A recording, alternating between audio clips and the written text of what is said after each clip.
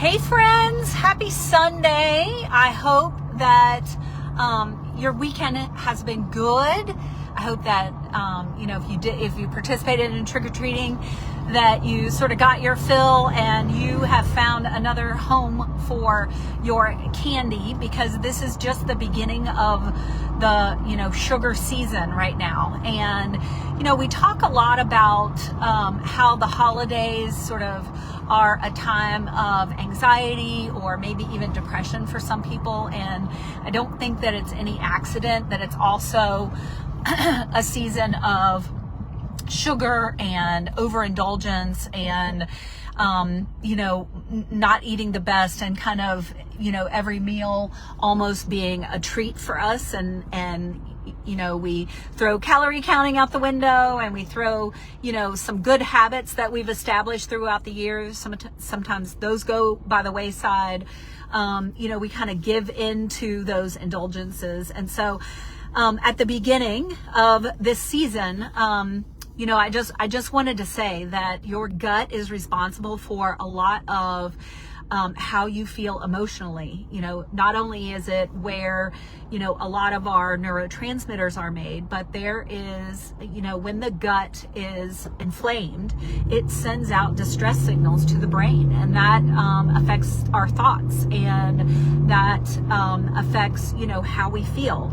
And so I always say this, but, I sort of feel like we realize that, our hormones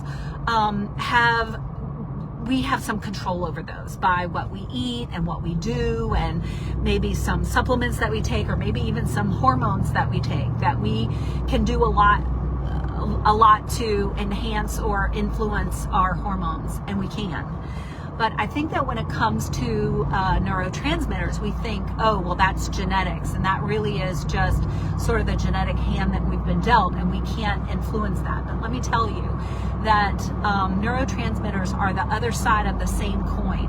Hormones are on one side, neurotransmitters are on the other side. And all the things that we do that influence our hormones, that, all of the getting the sunlight in the eyes, protein first thing in the morning, hydrating before we have caffeine, eating 3 meals and sort of fasting in between, having that rest and digest, doing what we can to improve our digestion, our absorption of our foods, making sure that we have all of our nutrients and minerals, that we have, that we're eating a nutrient rich, dense diet, that we're eating an anti-inflammatory diet, that we're eating a whole foods diet, that we are not, overindulging in carbohydrates, or that we maybe haven't eliminated carbohydrates. There's a lot of things that we can do that I think that we can all agree on that influence and help support our hormones.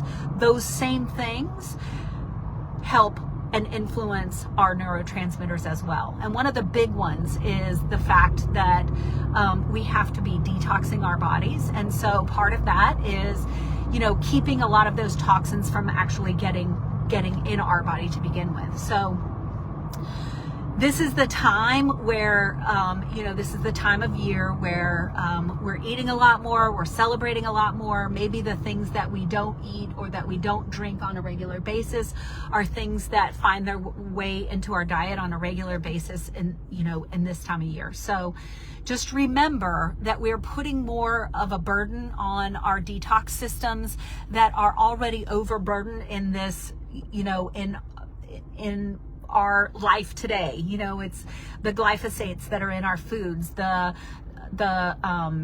preservatives, the gums, the starches that are meant to preserve our foods, that just really gum everything up. The fact that we eat too many calories and we eat too often and we spike our blood sugars, and all of that ends up damaging our cells. It damages our mitochondria, and that's on a regular basis. So the season that we're coming into now is where we really have to be on our game. And I'm not saying go through the whole holiday season without ever having a cake or a piece of candy or, seconds or any of that. I'm not saying any of that. I want you to, really celebrate the season, but I also want you to celebrate the season in a way that honors how we're made, how we're built, and that also honors, taking care of this vessel that we've been given by God.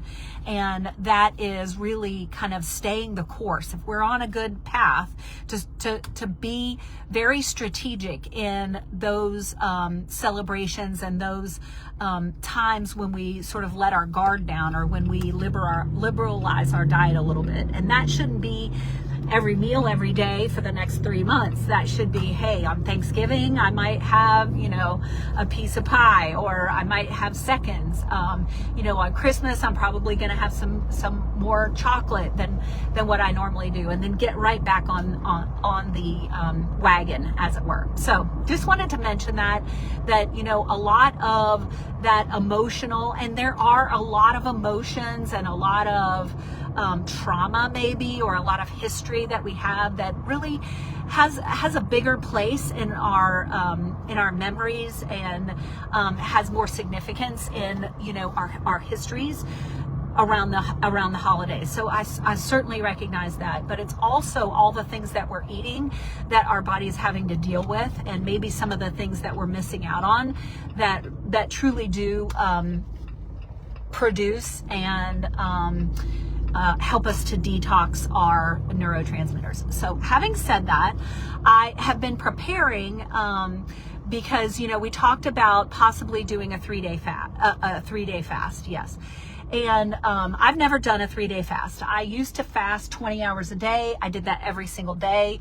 When I got into menopause, I just found that was not the best thing for me. My body was feeling underpowered. And so, in menopause, there is a fine line that you have to walk if you're someone who fasts. But I did hear from a lot of you that you thought, I might like to participate in this 3-day fast. So the best way to do that, if you can just raise your hand below if you're someone who fasts regularly and about how long you fast, that would be great. And for those of us who don't fast, that there's nothing to say that you have to have a history of fasting, that you have to, your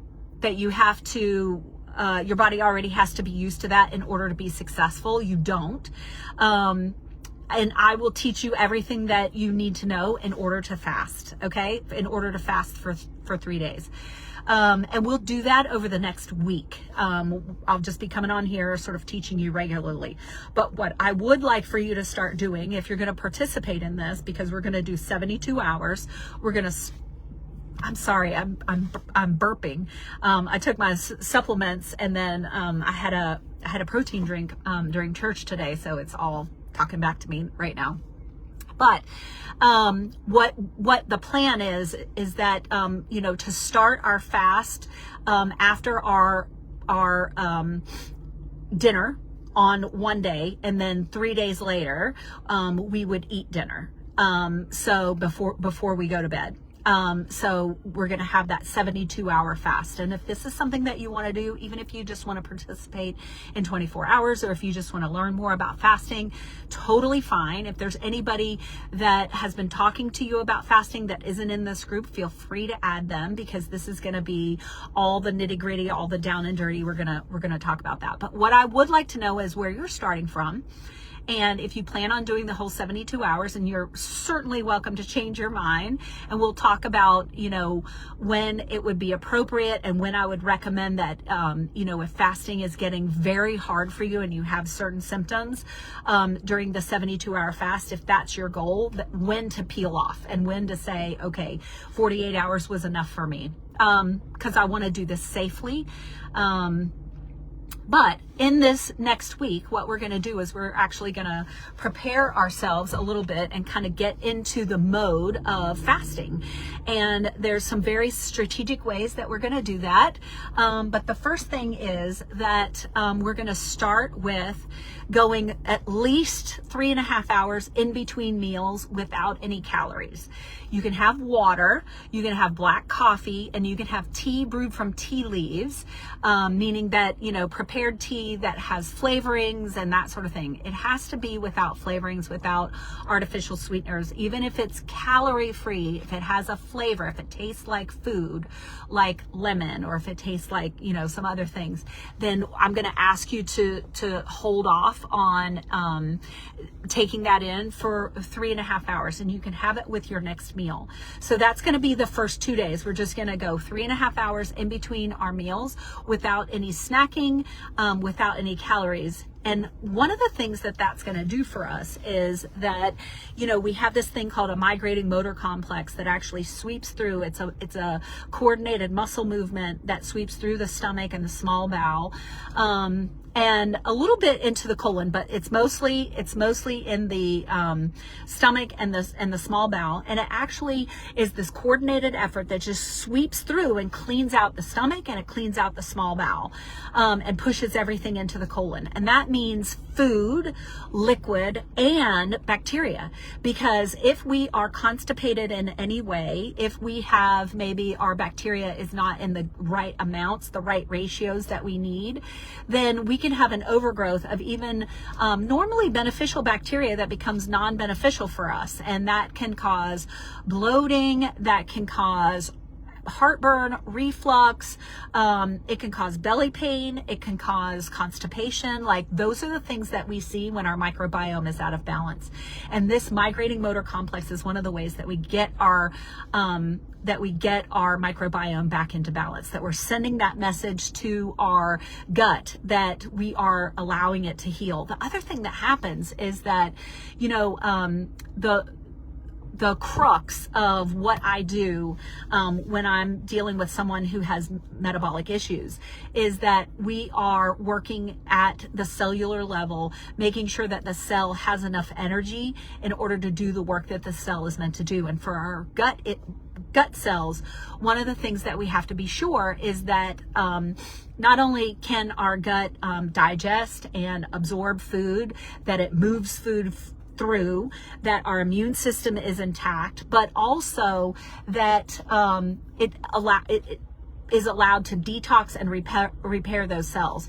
And when we're constantly requiring the energy that our gut cells make in order to digest food and to absorb food and, you know, to transport nutrients and all of that sort of thing, then it doesn't have that opportunity to repair. And so our cells can get damaged, they can get inflamed, and that's not what we want. So this 3.5 hours in between meals gives our gut enough time that it can spend that energy that it would normally spend digesting, that it can actually spend it repairing itself. And so I am certain that, and this is an easy thing to do. It really is. It's not a habit that we normally have, but it is absolutely an easy thing to do. And I would love for, if you take anything away from the next, 10 days or so that we're going to be working on fasting, if you could take anything away from that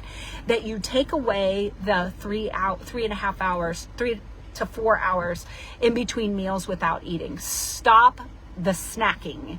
And your gut is going to be 100% better than what it is now. If you're someone who's constantly snacking, you're going to lose weight, you're going to feel better, the bloating's going to be better, all the GI symptoms that you have, even if you don't recognize that you have gut symptoms, you're going to notice that you have gut symptoms. You might feel that after you eat certain snacks or certain meals, that you might feel like a sort of a brick in your stomach.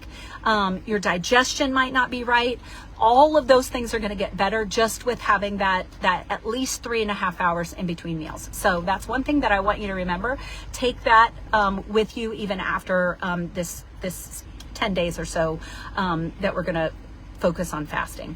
The other thing that I wanted to share with you, and just preparation on how to do this safely and how to do this, being able to walk a bunch of us through this, because 72 hours, I am an expert faster, but I've never done a 72-hour fast.